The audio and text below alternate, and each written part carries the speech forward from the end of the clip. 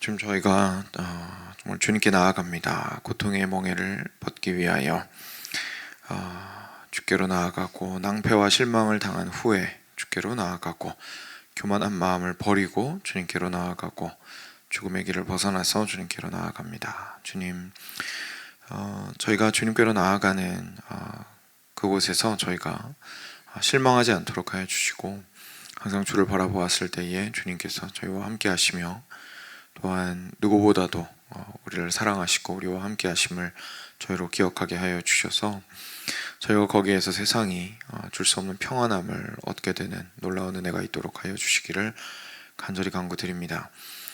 하나님, 저희의 죄악됨이나 저희의 부족함이나 그리고 또는 저희의 아픔이나 고난들이 주님을 바라보았을 때에도 평안이 곧장 오지 않는다는 것으로 실망하게 만들지 않도록 하여 주시고, 주님을 끝까지 붙들며 인내함으로 또 나아갔을 때에 주께서 예기치 못하는 기쁨을 허락하시는 것을 경험하며 주님께 감사하고 찬양하도록 하여 주시옵소서. 그래서 우리가 참 어려운 이 길이어도, 또는 참 지난해 보이는 길이어도 천천히 걸어갈 수 있는 힘을 우리에게 허락하여 주시기를 간절히 간구드립니다. 오늘의 말씀 가운데에서도 주님께서 힘을 더하시기를 원하오며 우리 주 예수 그리스도의 이름으로 기도드렸습니다. 아멘. 네, 열왕기하 9장 계속 보겠습니다. 오늘 9장 14절입니다. 오늘은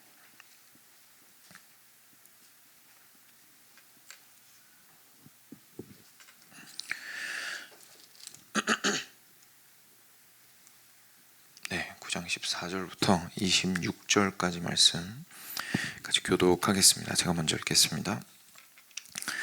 이에 nim시의 손자 여호사밧의 아들 예후가 요람을 배반하였으니, 곧 요람이 온 이스라엘과 더불어 아람의 왕 하사엘과 맞서서 길르앗 라못을 지키다가 아람의 왕 하사엘과 더불어 싸울 때에 아람 사람에게 부상당한 것을 치료하려 하여 이스라엘로 돌아왔던 때라. 예후가 이르되 너희 뜻에 합당하거든 한 사람이라도 이 성에서 도망하여 이스라엘에 알리러 가지 못하게 하라 하니라. 예후가 병거를 타고 이스라엘로 가니 요람 왕이 거기에 누워 있었습니다. 유다의 왕 아하시야는 요람을 보러 내려왔더라. 이스라엘 망대에 파수꾼 하나가 서 있더니 예후의 무리가 오는 것을 보고 이르되, 요람이 이르되 한 사람을 말에 태워 보내어 맞이하며 평안하냐 묻게 하라 하는지라. 한 사람이 말을 타고 가서 만나 이르되 왕의 말씀이 평안하냐 하시더이다 하매, 예후가 이르되 평안이 내게 상관이 있느냐, 내 뒤로 물러나라 하니라. 파수꾼이 전하여 이르되 사자가 그들에게 갔으나 돌아오지 아니하나이다 하는지라. 다시 한 사람을 말에 태워 보내었더니 그들에게 가서 이르되 왕의 말씀이 평안하냐 하시더이다 하매, 예후가 이르되 평안이 내게 상관이 있느냐, 내 뒤를 따르라 하더라. 파수꾼이 또 전하여 이르되 그도 그들에게까지 갔으나 돌아오지 아니하고 그 병거 모는 것이 nim시의 손자 예후가 모는 것 같이 미치게 모나이다 하니, 요람이 이르되 메우라 하매 그의 병거를 메운지라. 이스라엘 왕 요람과 유다 왕 아하시야가 각각 그의 병거를 타고 가서 예후를 맞을새 이스라엘 사람 나봇의 토지에서 만나매, 요람이 예후를 보고 이르되 예후야 평안하냐 하니 대답하되 내 어머니 이세벨의 음행과 술수가 이렇게 많으니 어찌 평안이 있으랴 하더라. 요람이 곧 손을 돌이켜 도망하며 아하시야에게 이르되 아하시야여 반역이로다 하니, 예후가 힘을 다하여 활을 당겨 요람의 두 팔 사이를 쏘니 화살이 그의 염통을 꿰뚫고 나오매 그가 병거 가운데 엎드러진지라. 예후가 그의 장관 빗갈에게 이르되 그 시체를 가져다가 이스라엘 사람 나봇의 밭에 던지라. 내가 기억하려니와 이전에 너와 내가 함께 타고 그의 아버지 아합을 쫓았을 때에 여호와께서 이같이 그의 일을 예언하셨느니라. 함께 읽겠습니다. 여호와께서 말씀하시기를 내가 어제 나봇의 피와 그의 아들들의 피를 분명히 보았노라. 여호와께서 또 말씀하시기를 이 토지에서 내게 갚으리라 하셨으니, 그런즉 여호와의 말씀대로 그의 시체를 가져다가 이 밭에 던질지니라 하는지라. 아멘. 네, 이제 예후가 기름 부음을 받고 나서 이제 바로 본인이 어떻게 보면 왕으로 이렇게 간택이 된 기름 부음을 받게 된 그 목적을 이제 바로 이렇게 실행에 옮기기 위해서 움직이는 부분이라고 볼 수 있겠습니다. 그래서 이제 예후가 결국은 자기가 섬기고 있는 주인의 집이라고 표현이 되었던 아합의 집을 이제 배반을 하게 되죠. 그 당시에 이 일이 일어났을 때에 14절에 보시면 중간 부분에 곧 요람이 온 이스라엘과 더불어 아람의 왕 하사엘과 맞서서 길르앗 라못을 지키다가 하사엘과 더불어 싸울 때에 아람 사람에게 부상한 것을 치료하려 하여 이스라엘로 돌아왔던 때라. 그래서 아람 군대랑 이제 대치해서 이스라엘 군대가 큰 전쟁을 벌이다가 왕이었던 요람은 부상을 입어가지고 후방으로 빠진 거죠. 그래서 이스라엘의 그 왕을 보호하고 지킬 수 있는 그런 요새가 이제 형성이 돼 있거든요. 그래서 그쪽으로 빠져서 거기서 요양을 하고 있었던 상황이었습니다. 그런데 그때에 예후가 이르되, 이제 예후는 이때 계속 길르앗 라못에 있었습니다. 그래서 한 44마일 정도 된다고 하더라고요. 그러니까 길르앗 라못에서 이스라엘까지. 그래서 그 정도 이제 뒤로 물러가서 왕은 이제 요양을 하고 있는 중인 거고요. 아직 길르앗 라못에서 예후 출발은 안 한 상태입니다. 근데 그때 예후가 어떻게 얘기했냐면 15절에 너희 뜻에 하반절입니다. 너희 뜻에 합당하거든. 그러니까 너희가 괜찮게 생각을 한다면 한 사람이라도 이성에서 도망하여 이스라엘에 알리러 가지 못하게 하라. 그러니까 지금 무슨 뜻인지 이해되시죠? 지금 내가 지금 이스라엘 갈 건데 입단속을 좀 우리 했으면 좋겠다. 내가 가는 거 미리 좀 알리지 말고 가서 서프라이즈로 내가 할 일이 있다고 이제 이야기를 한 거죠. 그리고 나서 16절에 예후가 드디어 병거를 타고 이스라엘로 출발을 했습니다. 요람 왕이 거기 있었기 때문입니다. 근데 공교롭게도 그때 유다 왕 아하시아가 요람이랑 친하게 지내고 있어서 내려와서 함께 있었던 상황이었습니다. 이스라엘 망대에서, 그러니까 굉장히 높은 곳이니까 저 멀리서 이제 그 예후 혼자만 오지는 않았을 거기 때문에 이제 그 당시 사람들이 판단하는 기준들이 있었겠죠. 그래서 저 멀리서 이제 말 몰고 오는 것들이 보이니까 파수꾼 하나가 그것을 보고 17절 하반절에 내가 한 무리를 보나이다 라고 말했습니다. 왕한테 보고를 한 거죠. 그랬더니 요람이 한 사람을 말에 태워보내서 맞이하여 평안하냐? 라고 좀 물어봐라. 이렇게 얘기했습니다. 그러니까 우리가 보통 하는 말대로 샬롬 이렇게 이제 물어보는 거죠.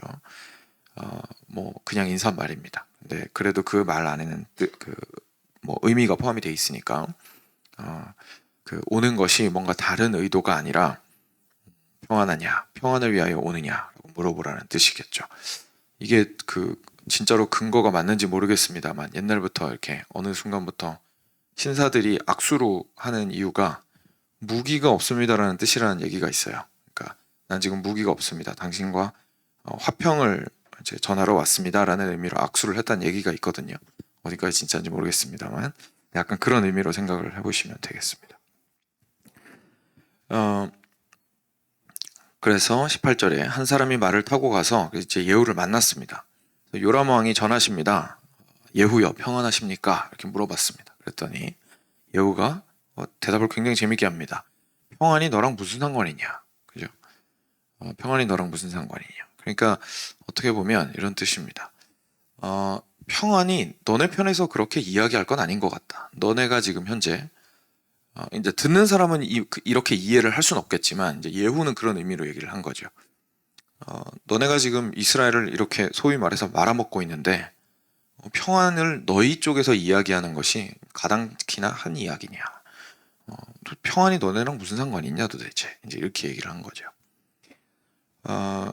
그리고 나서 내 뒤로 물러나라. 그러니까 나 방해하지 말고 뒤로 좀 비켜 있어라. 이제 이렇게 얘기했습니다. 그랬더니 파수꾼이 그 뒤로 이제 그 부대를 따라서 이제 다시 함께 어차피 뭐 자기 부대도 저기에 있으니까 이스라엘에 있으니까요. 이제 예후 뒤에 붙어가지고 같이 이스라엘로 지금 가는 중인 겁니다. 그랬더니 본진에서는 이상하죠. 보내놨더니 함흥차사니까. 그래서 사자가 그들에게 갔으나 돌아오지가 않습니다라고 이제 얘기했더니 한 사람 더 보냅니다. 한 사람 더 보내서도 똑같이 했습니다. 왕이 물어보십니다. 평안하십니까? 예후가 야, 평안이 너네랑 무슨 상관이니? 이렇게 이야기합니다. 그랬더니 이 바스군도 뒤에 붙습니다. 그 사자죠. 사자도 뒤에 붙어서 같이 이스라엘로 가게 됩니다. 그래서 드디어 그 요람 왕을 만나러 왔습니다. 20절에서 이제 멀리서 보니까 이제 가까이 웬만큼 왔잖아요. 그래서 예후가 마차를 병거를 어떻게 모는지까지도 이제 보일 수 있는 거리까지 오니까 이제서야 약간 식별이 되는 거죠. 예후인 것 같습니다. 이제 예후처럼 정신없이 몰고 있습니다. 병거를. 이렇게 얘기를 했습니다. 그랬더니 요람이 그래도 좀 예의는 갖추면서도 동시에 경계도 해야 되기 때문에, 그리고 이때는 이제 어떤 생각이 가능하냐면 그 예후 정도의 사람이 실제로 거말을 해서 본인이 말을 몰고 여기까지 올 정도면 전쟁터에서 지금 뭔가 중요한 소식이 있는 겁니다. 그러니까 그 사신이나 메신저를 통해서 보낼 수 없는, 직접 전달해야 되는 메시지가 있다고 판단이 되는 거죠. 그러니까 요람도 그걸 함부로 대할 수는 없거든요. 그러니까 이제 또 함께 있었던 유다 왕과 함께 밑으로 내려가면서 그래도 또 보호는 해야 되고 하니까 이제 그 길을 막아섰습니다. 그래서 이제 여기서 메우라라고 이야기하죠. 그래서 예후를 중간에서 만났습니다. 그리고 나서 이번에 드디어 직접 물어봅니다. 근데 21절에 재밌는 게 이스라엘 그 맞이한 곳이 이스라엘 사람 나봇의 토지에서 공교롭게도 만나게 되었습니다. 그래서 아합 때 이세벨이 뺏으려고 했던 그 나봇의 토지에서 만나게 되었죠. 요람이 드디어 직접 물어봅니다. 예후야 평안하냐? 그랬더니 이제서야 속마음을 이야기합니다. 대답하되 내 어머니 이세벨의 음행과 술수가 이렇게 많으니 도대체 어디에 평안이 있단 말이냐? 하고 이제 반문을 합니다. 그랬더니 그제서야 요람이 분위기 파악이 됐습니다. 얘가 지금 꽁꽁이가 있어서 왔구나. 그래서 손을 돌이켜 도망하며 아하시아에게 이르되 아하시아여 반역이니이다. 그러니까 지금 예후가 죽이러 왔으니까 얼른 도망갑시다라고 하고 자기 병거를 돌려가지고 이제 주량랑을 치려고 했습니다. 그래서 어느 정도 가고 있었는데 24절에 예후가 힘을 다해서 활을 당겨 요람의 두 팔 사이를, 다시 말해서 가슴이죠. 가슴을 이렇게 겨누고 쐈더니 염통을 뚫고 심장을 뚫고 나왔습니다. 그래서 병거 위에서 죽게 됩니다. 그리고 25절에 장관 빗갈에게 이르되 시체를 가져다가 나봇의 밭에 던져라. 내가 기억하려니와 이전에 너와 내가 함께 타고 그의 아버지 아합을 쫓았을 때에 여호와께서 이같이 그의 일을 예언하셨느니라. 여호와께서 말씀하시기를 내가 어제 나봇의 피와 그의 아들들의 피를 분명히 보았노라. 여호와께서 또 말씀하시기를 이 토지에서 내게 갚으리라 하셨으니 그런즉 여호와의 말씀대로 그의 시체를 가져다가 이 밭에 던질지니라 라고 이야기하면서 이제 심판하는 것으로 오늘 이야기가 끝이 납니다. 예후를 통해서 하나님께서 이스라엘과 그리고 아합의 집안에 심판과 그리고 그 판단의 메시지를 명확하게 전달하시는 부분을 저희가 좀 보게 됩니다. 그러면서 오늘 눈에 들어오는 것들이 있죠. 이게 아무리 그냥 지나가는 말이라 할지라도 자꾸 반복되고, 그리고 실제로 거기에 의미를 담아서 지금 현재 대화를 하고 있다 보니까 평안하냐? 라고 물어보는 것들이 자꾸 반복되면서 계속 눈에 좀 들어옵니다. 근데 그러고 보니까 혹시 기억하시는지 모르겠는데 얼마 전에 저희가 읽었던 것 중에 평안하냐가 또 반복되는 부분이 하나 더 있었습니다. 4장에서 수넴 여인이 자기 아들이 죽었을 때 사람들이 주변에서 안녕하냐, 평안하냐 물어보니까 수넴 여인이 대답을 안 했습니다. 그죠? 대답 안 하고 언제까지 대답 안 했습니까? 엘리사 앞에 갈 때까지 대답을 안 했습니다. 지나가서 만나는 사람마다 자기 남편부터 시작해서 다 물어봤습니다. 평안하냐? 네가 샬롬하냐? 라고 물어보았을 때에 대답하지 않았습니다. 수넴 여인이 그때 대답하지 않았던 이유는 자기 아들이 죽었는데 지금 이 죽음에 대한 상황을 어떻게 쉽게 말하면 우리식으로 얘기하면 사망 선고를 용납할 수가 없는 상황입니다. 지금 현재. 그러니까 하나님께서 주신 아들이고 자기가 뭐 달라고 졸랐던 아들도 아니고 하나님이 정말 말 그대로 선물처럼 주신 아들이고 그래서 잘 지내고 있었고 자기가 뭐 특별히 잘못한 것도 없고, 그런데 갑자기 아이가 머리 아프다고 하면서 죽었으니까 이거는 정말 하나님께서 이 아이를 데려간 이유를 설명을 해주시든지 아니면 살아나게 하시든지 해야 이게 뭐 평안하냐라고 물어봤을 때 평안하다고 말을 할 수가 있는 상황인 거죠. 그러니까 지금 스스로는 하나님 앞에 갈 때까지 나는 평안하지 않겠다라고 지금 어떻게 보면 마음을 먹은 상태였던 겁니다. 그래서 그 마음을 가지고 힘을 내서 이제 나귀를 타고 쉬지도 않고 달려서 엘리사한테 갔습니다. 그리고 거기에서 엘리사랑 이야기하고, 그리고 엘리사를 데리고 집으로 돌아와서 엘리사가 아들을 살린 것을 저희가 보게 됩니다. 그제서야 여인에게는 이제 내가 평안합니다 이야기할 수 있는 것이 되었겠죠. 여인에게 필요했던 아들을 놀라운 능력을 통해서, 하나님의 사람을 통해서 살려주심으로, 아들을 살려주심으로써, 그러니까 소중한 걸 되찾아 주심으로써 그 평안을 다시금 회복하게 하셨던 것, 그리고 하나님께서 여전히 그 여인의 삶을 보고 계셨다라는 사실을 이렇게 증명해 주심으로써 그 평안을 회복해 주셨던 것을 저희가 수냄 여인을 통해서 보게 됩니다.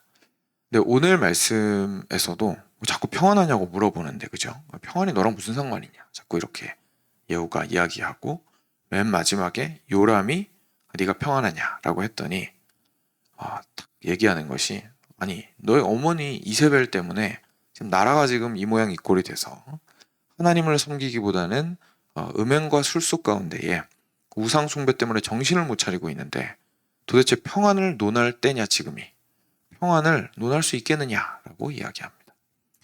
그러니까 지금은 이 평안이 어떻게 올 수 있다고 지금 예후가 이야기하고 있는 겁니까?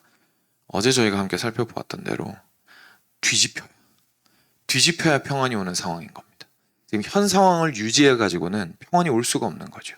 죄악된 것이 하나님 앞에서 완전히 뒤집혀야, 그리고 지금 현재 우상 숭배를 하고 있는 것이 완전히 뒤집혀서 주인을 바꿔서 섬겨야, 자신의 삶 가운데에서 우상 숭배를 통해서 완전히 스며들어 가지고 가지고 있는 가치관과 세계관과 사람을 대하는 방법과 삶을 살아가는 도덕적인 가치와 뭐 삶의 습관과 주일날 쉽게 말해서 우리식으로 얘기하면 어디 가서 예배 드리는지와부터 시작해가지고 삶의 모든 영역에 이르기까지 온갖 영향들이 우상 숭배 때문에 다 스며들어가지고 완전 인생 자체가 바뀌고, 그게 이제 공동체 전체로 스며들어가서 나라가 완전히 그냥 엉망진창이 돼버렸는데, 지금 이 상황에서 평안을 논하는 것 자체가 사실은 가증스러운 것이다 라고 예후가 이야기를 하는 거죠.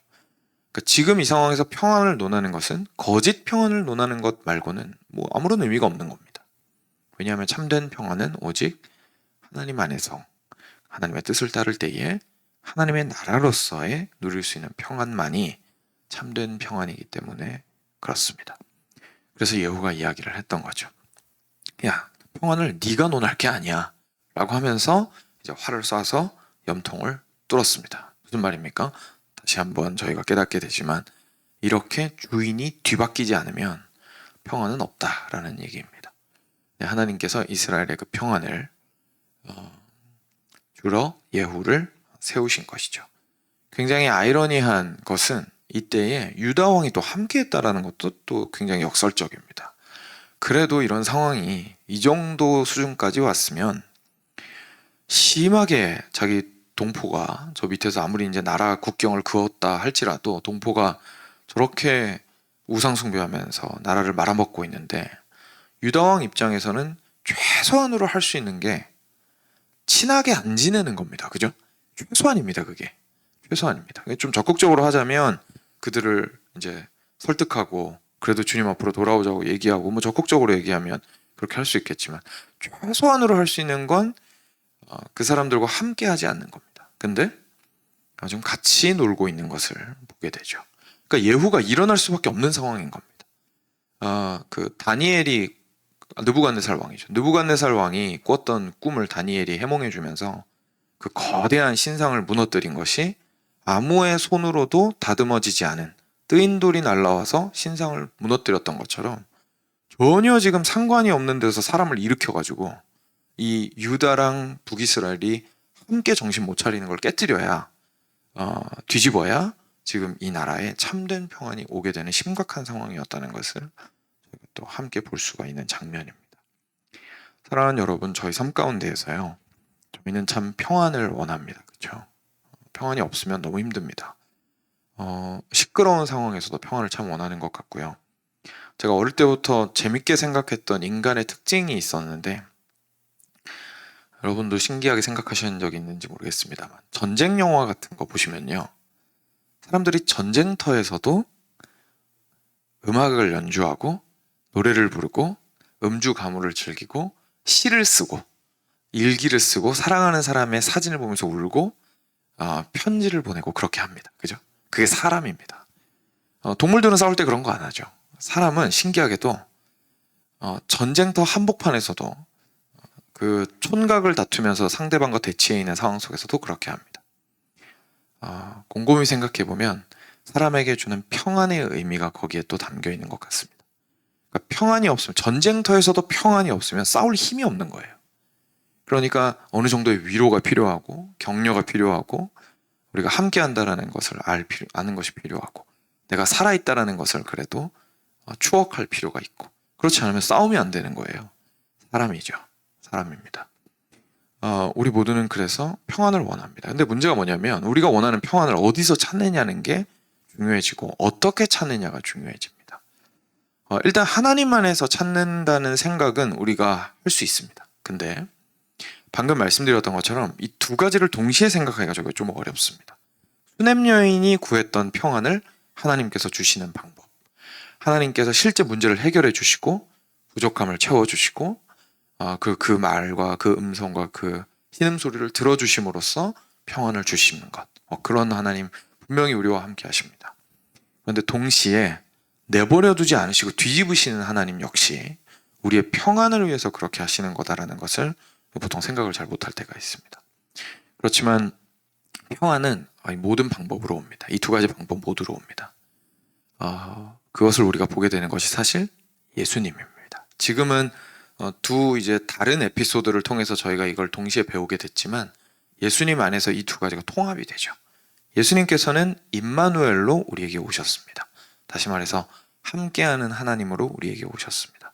우리가 예수님에게 갈 때 위로를 받고 격려를 받는 것은 예수님이 오늘도 우리와 가장 큰 사랑으로 함께 해주시기 때문입니다. 그래서 거기에서 우리가 누리는 평안이 있습니다. 하지만 또 동시에 예수님께서 하셨던 일은 스스로의 목숨을 던지셔서까지, 그리고 때로는 굉장히 책망하시고 꾸짖으시면서까지, 성전에 가서 다 뒤집어 엎으시면서까지 그 하나님의 뜻을 따르지 않는 우리의 삶을 뒤집으려고 하셨던 것을 저희가 보게 되고, 시작부터 우리에게 회개하라, 천국이 가까이 왔느니라 라고 이야기하셨던 것을 저희가 기억하게 됩니다. 저희 입장에서는 이제 혼내키러 오셨다, 무섭다 이렇게 생각할 수 있는데 그게 아니라 그것이 동일한 평안의 메시지입니다. 사랑하는 여러분, 오늘 말씀을 통해서 저희가 그런 눈으로 좀 저희의 삶을 다각도로 볼 수 있었으면 좋겠습니다. 한쪽 측면만 보고 하나님 참 이랬다 저랬다 하시네 라고 생각하시기보다는 하나님께서 예수님을 통해서 우리 삶 가운데서 평안을 허락하시는 그 참 다른 것 같은 그 두 가지 방법을 좀 보시면서 내 삶 가운데에서 흔드시는 것이 있다면 과연 그 안에서 내가 어떻게 회개할 것인가, 어떻게 돌아볼 것인가, 어떻게 하나님을 향해 나아갈 것인가, 이것 또한 나의 평안을 위하여 주어진 것이다 라는 것을 기억하시면서 우리가 주 안에 있는 빼앗기지 않는 평안을 얻으시는 오늘 하루 또한 되시기를 주님의 이름으로 축원드립니다. 같이 기도하겠습니다. 주신 말씀